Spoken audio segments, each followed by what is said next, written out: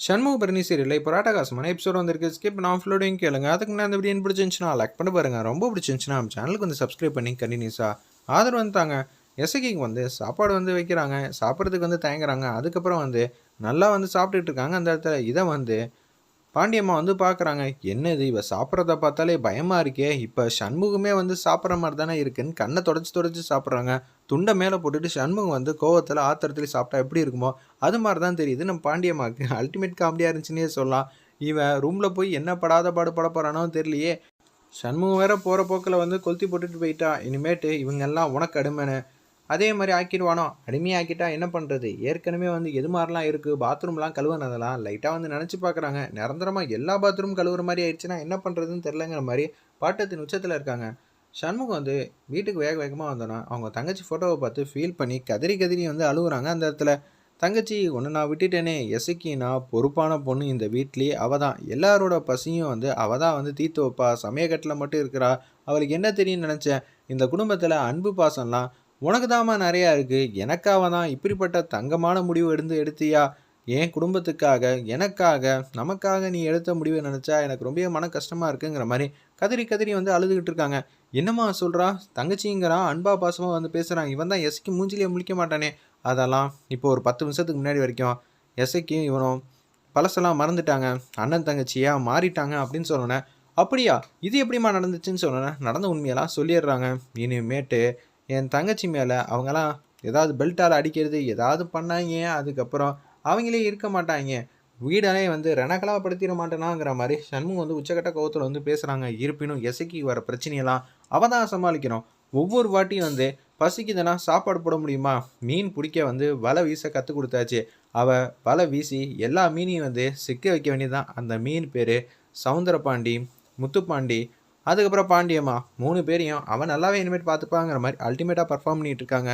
ஒரு பக்கம் பாண்டியம்மாலேருந்து எல்லாரும் தந்திரமான முறையில திட்டம் போட்டுட்டு இருக்காங்க. டேய் அவள பார்த்தா சண்முகம் மாரியே தான் இருக்கு. போற போக்க பார்த்தா அத்தை சண்முகமே இருக்கான்னு சொல்லுவீங்க போல இருக்கு. இப்ப நைட் டைம் நான் வேற தன்னந்தனியா ரூம்குள்ள போணும். எனக்கே பயமுறுத்துற மாரி பேசாதீங்க.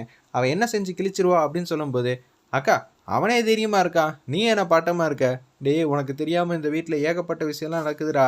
இப்ப சண்முகம் வந்து அன்பா பாசமா வந்து பேசிட்டான் எசக்கி மேல. இனிமேட்டு அவ மேல எசக்கி மேல ஒரு துரும்பு பட்டா கூட அப்புறம் அவ்வளோதான். நம்பலாம் இருப்போமா இல்லையான்னே தெரில. பார்த்துக்க அப்படின்னு சொல்லிடுறாங்க அந்த இடத்துல.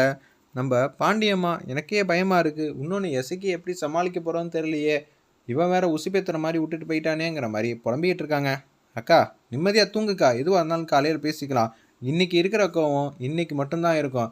டேய் இன்னைக்கு ரூம்ல போயிட்டு அவகிட்ட பேசக்கூட கூடாது சரியா? நாளைக்கு இந்த கோவம்லேருந்து ஆத்திரம்லேருந்து எல்லாம் அடங்கிரும். அதுக்கப்புறம் எதுவா இருந்தாலும் நம்ப தலை தூக்கிக்கலாம். சரியா? கொஞ்சம் அமைதியா இருடா இன்னைக்கு அப்படின்னு சொல்லிடுறாங்க. சரிப்பா நீங்க சொன்னா காரணம் இருக்கும். இருந்தாலும் ஓவரா பேசுனான்னு வச்சுக்கயேன், என்னாலலாம் பார்த்துட்டுலாம் சும்மாலாம் இருக்க முடியாது. அவ பக்கத்துல அடங்கியெல்லாம் போக முடியாது. ஏறி மிதிச்சுட்டு போயிட்டே இருப்பேங்கிற மாரி வீரவசனம் வந்து பண்றாங்க அந்த இடத்துல. சாப்பிட்டு முடிச்சிடுறாங்க.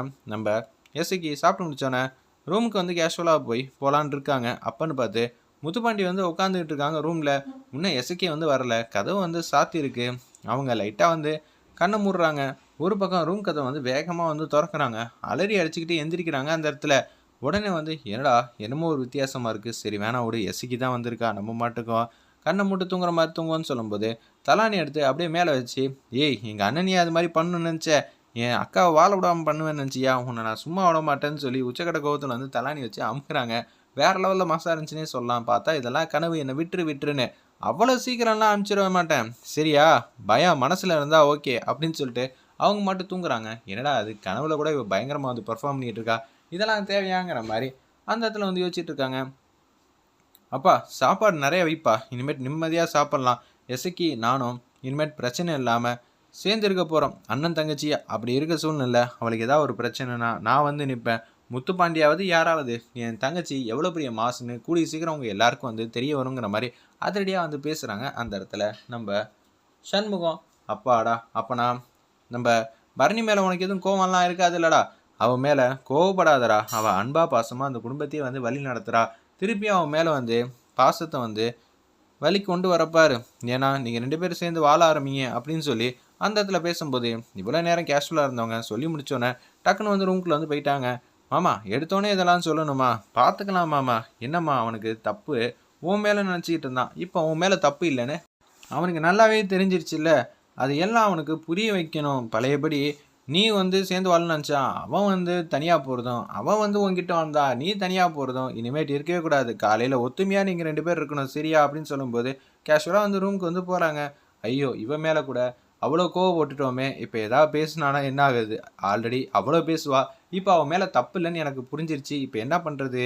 திருப்பி மிரட்டுவாளோ? நம்ம பேசவே வேணாம்ப்பா, நம்ம மாட்டு நிம்மதியாக தூங்கிடலான்னு சொல்லிட்டு தூங்க பார்க்குறாங்க. ஒரு பக்கம் ஒரு ஃப்ளோவில் வந்து வார்த்தையை வந்து விட்டுட்டாங்க அந்த இடத்துல. ஓவராக பழையபடியெல்லாம் நடந்துக்கணும்லாம் பார்க்கக்கூடாது. சண்முகம் தங்கச்சியாக இருந்தால் ஓவரா பண்ணுவியா அப்படின்னு சொல்லி கேட்குறாங்க அந்த இடத்துல. நம்ம முத்துப்பாண்டி என்னல்ல ஓவரா பேசிகிட்டு இருக்க, நான் நிச்சயம் உன்னெல்லாம் சும்மா விட மாட்டேன். பழைய வந்து எசக்கின்னு நினச்சியா அடி உதையெல்லாம் வாங்குறதுக்கு என் பின்னாடி இப்போ என் அண்ணன் இருக்கான். தேவையில்லாமல் ஏதாவது வார்த்தை வந்து விட்டேன்னு வச்சுக்கேன் அப்புறம் அவ்வளோதாங்கிற மாதிரி மிரட்டுறாங்க. என்னையும் செஞ்சு கிளிப்பேன்னொன்னே பக்கத்தில் தான் அருவாமனை வச்சிருக்கேன்னு சொல்லி அருவாமனையை தூக்கி காட்டுற மாதிரி காட்டி இந்த எபிசோட அட்டகாசமாக மாதம் வந்து முடிப்பாங்க. வெயிட் பண்ணி பார்ப்போம்.